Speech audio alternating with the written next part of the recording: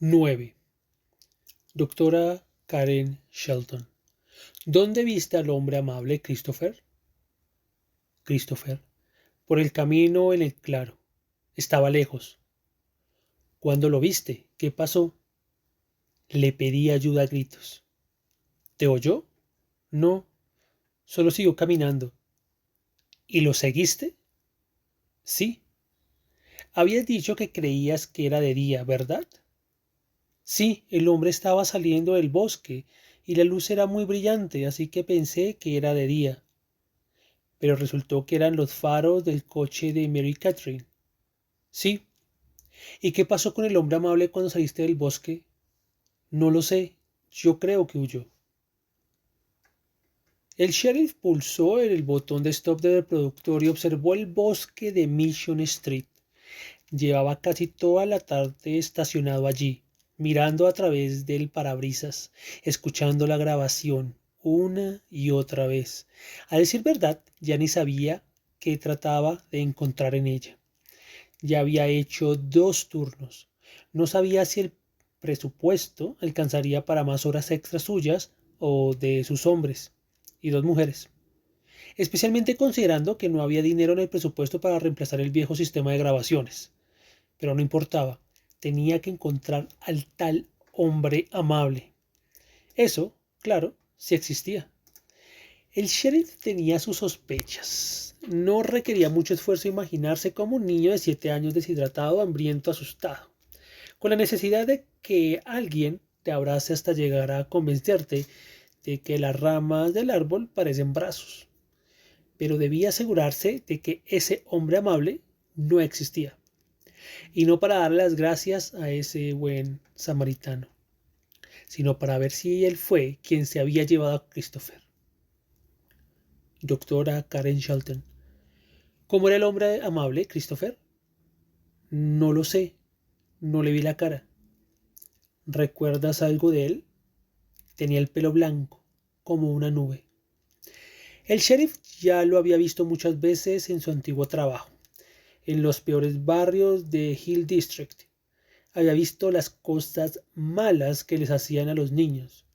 Los había visto mentir para proteger al culpable por miedo, o aún peor, por lealtad. Pero la doctora había dicho que Christopher parecía estar bien. Al niño no le había pasado nada que hubiera dejado huellas físicas. Pero el sheriff sabía por experiencia que no todas las heridas dejan huella. Doctora Karen Shelton. ¿Te acuerdas de algo más? Christopher. Cojeaba, como si tuviera una pierna rota.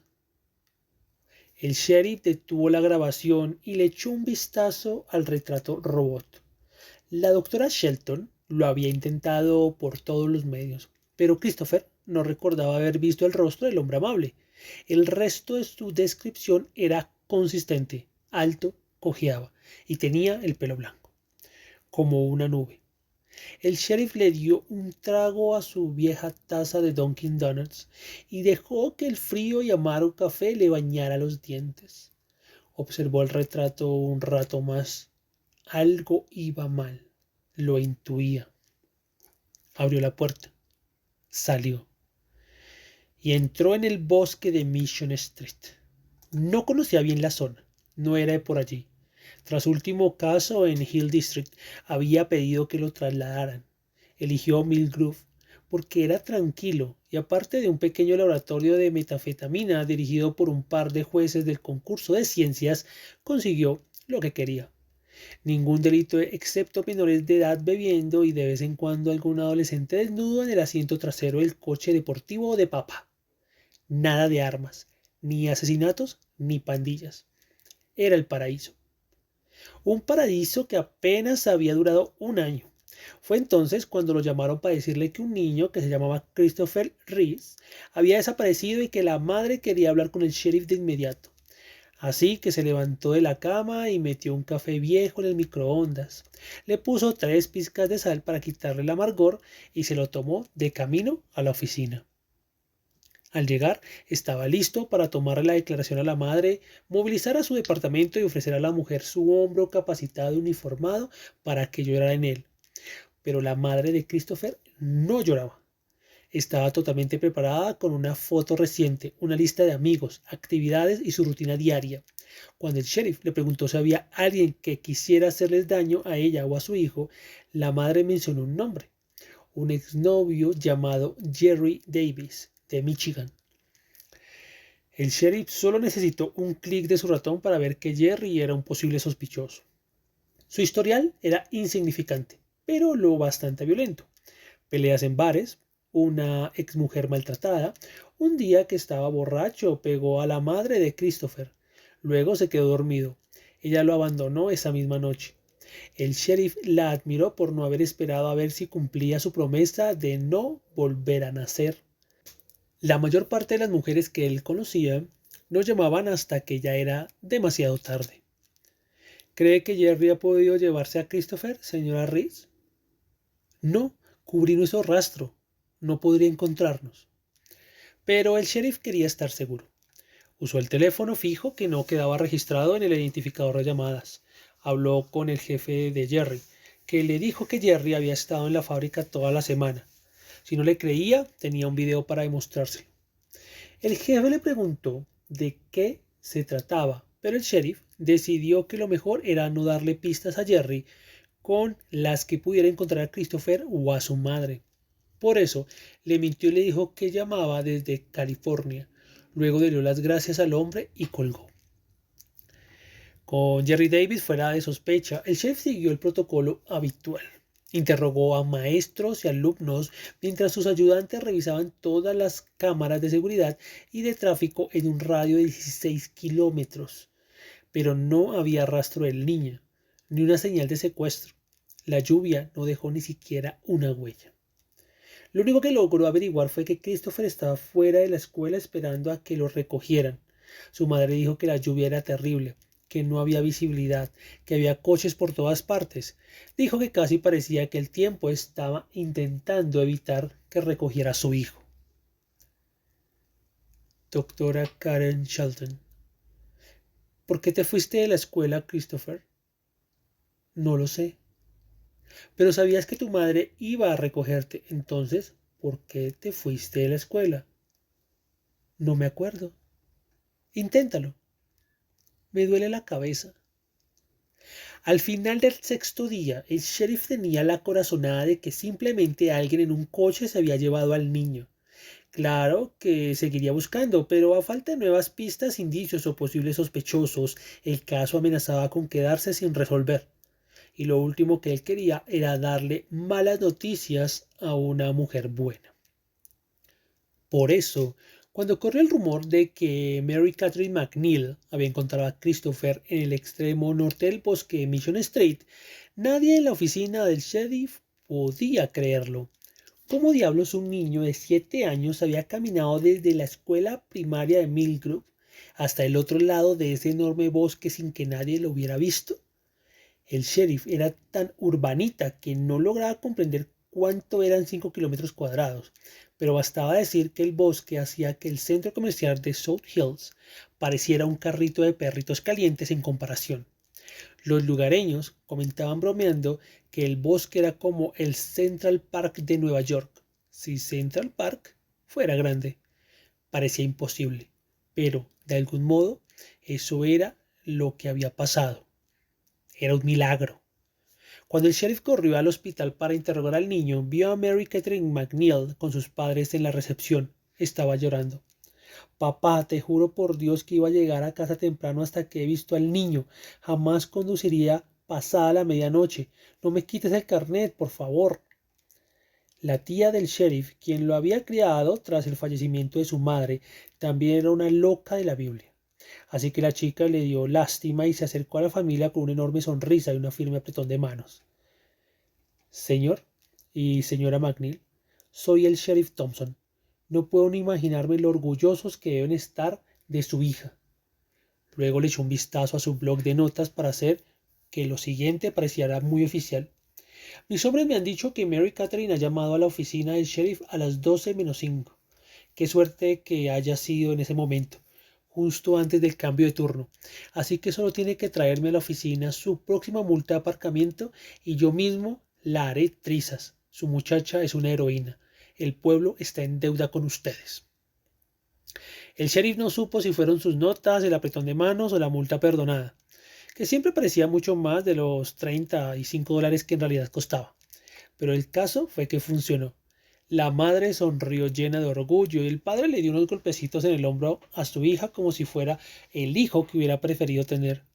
Mary Catherine bajó la mirada sin gesto alguno de alivio y el sheriff supuso que la chica estaba mintiendo cuando había dicho que llegaba al tiempo. Pero después de haber salvado a un niño, se merecía conservar su carnet. Gracias, Mary Catherine, dijo, y luego agregó para aliviar la culpa de la chica, has hecho algo muy bueno, Dios lo sabe. Tras despedirse de la familia McNeil, recorrió el pasillo para ver cómo estaban Christopher y su madre.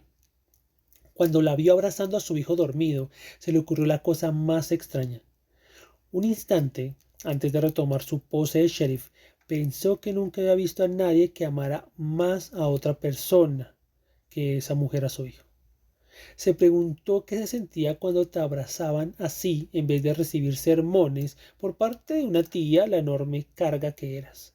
Se preguntó qué se sentiría al ser amado, aunque fuera un poco, por ella. Doctora Carol Shelton. ¿Qué te hizo entrar en el bosque, Christopher? No lo sé. ¿Recuerdas algo de esos 6 días? No. El sheriff pasó bajo un dosel de ramas en su camino hacia el claro. Los tupidos árboles bloqueaban la luz. Aunque era de día, tuvo que usar la linterna. Sus pies hacían tronar las ramas como si fueran huesecitos de la suerte en la cena de acción de gracias de su madre, que en paz descansara. Crack. Se dio la vuelta y vio un ciervo a lo lejos. Por un instante no se movió, solamente observó a esa pacífica criatura mirándolo. Dio un paso y el animal echó a correr en sentido contrario. El sheriff sonrió y siguió caminando. Al fin llegó al claro. Levantó la vista y vio el bello sol de otoño. Recorrió el lugar despacio, buscando cualquier evidencia de la historia de Christopher, pero no había ramitas rotas ni quebradas, no había huellas salvo las del niño. El sheriff pateó la tierra, buscando trampas, buscando pasajes secretos dentro de la mina de carbón, pero no había nada, solo un árbol solitario y muchas preguntas. Doctora Karen Shelton. Lamento que te duela la cabeza, Christopher. Solo tengo una pregunta más y luego podemos parar. ¿De acuerdo? De acuerdo. Si nunca le viste la cara, ¿qué te hace pensar que era un hombre amable? Me salvó la vida. El sheriff pulsó el botón de stop en el reproductor, salió del bosque y volvió en su coche al hospital. Aparcó en el espacio reservado para las fuerzas policiales junto a la ambulancia. Luego recorrió el conocido pasillo hacia la habitación de Christopher Reese. Vio a la madre junto a su hijo, pero ya no parecía la mujer privada de sueño que conocía desde hacía casi una semana. Ya no llevaba el cabello recogido en una coleta. En vez de llevar chandal y sudadera, ahora iba con vaqueros y una chaqueta. Si no hubiera estado tan concentrado en su trabajo, esa mujer lo habría dejado boquiabierto. Disculpe, señora Reese, dijo el sheriff tras llamar con suavidad la puerta. Vengo del bosque. ¿Tiene un minuto? La madre de Christopher se levantó sin hacer ruido y le indicó que fueran a la sala de espera para que su hijo pudiera dormir. ¿Qué ha encontrado, sheriff? Nada. Mire, le prometo que haré que mis hombres registren de nuevo el bosque, pero estoy casi seguro de que confirmarán lo que me dice mi instinto. ¿Qué es lo que usted cree? Preguntó ella. Quizá fue una combinación de hambre y deshidratación. Sea lo que sea, señora, según mi opinión profesional, no existe un hombre amable. Solo un niño asustado que se perdió y en su desesperación vi algo que convirtió en una especie de amigo imaginario. ¿De qué otro modo se puede explicar que no haya más huellas que las de Christopher? Lo bueno es que la doctora Shelton ha dicho que una imaginación como la de su hijo es un indicio de gran inteligencia, agregó intentando ser amable. Dígaselo a sus maestros, bromeó ella. Así lo haré, respondió él, también en tono de broma. Pero seguirá usted con los ojos muy abiertos, dijo ella, y no fue exactamente una pregunta. Claro, haré que patrullen el bosque todos los días. Si encontramos algo, será la primera en saberlo. Gracias, sheriff, por todo. De nada, señora. Dicho eso, Kate Reese sonrió y volvió a ser la madre de Christopher. Mientras el sheriff la observaba volviendo a la habitación de su hijo, la recordó en aquel día de agosto. Él y su ayudante estaban comiendo cuando ella llevó a Christopher a los columpios en el parque y les pidió que vigilaran a su hijo. Lo que más le llamó la atención al sheriff fue que no se lo pidió hasta ver sus sándwiches con un solo bocado mordido y concluyó que tenían al menos 30 minutos de niñeros estrella en esos dos policías. Nada más seguro que eso. No importaba si era culta o no. Con ese detalle el sheriff supo que aquella mujer era inteligente y no necesitaba que se cambiara de ropa para saber que era hermosa. Se prometió que le daría tiempo al caso para cerrarlo correctamente y luego invitaría a cenar a Kate Reese. Esperaba que llevara esa encantadora chaqueta, la que tenía un agujero bajo el brazo que ella luchaba tanto por ocultar.